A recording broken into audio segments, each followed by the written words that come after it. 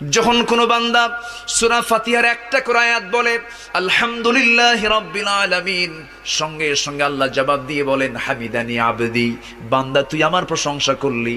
আর রহমানির রহিম যখন বলে আল্লাহ বলেন আসনা আলাইয়া আবদি।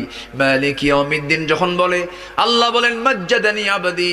এরপরে যখন বলে ইয়াকা না'বুদু ওয়া ইয়াকা নাস্তাঈন পর্যন্ত যখন বলে আল্লাহ বলেন বান্দারে তুই আমার কাছে কি চাস, প্রাণ খুলে চারে বান্দা।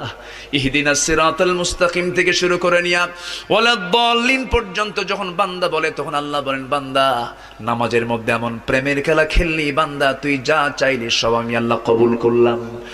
ওই বান্দা যখন রুকুতে যায় আল্লাহ তখন অস্থির হন। ওই বান্দা যখন সিজদায় যাওয়ার জন্য প্রস্তুতি নাই, সমস্ত ফেরেশতাকে ডাক দিয়ে বলেন ও ফেরেশতারা, এই বান্দাগুলো আমাকে দেখলো না, রাসূলকে দেখলো না, কোরআনকে দেখে হাদিসকে বিশ্বাস করে আমাকে খুশি করার জন্য তার সবচেয়ে সম্মানজনক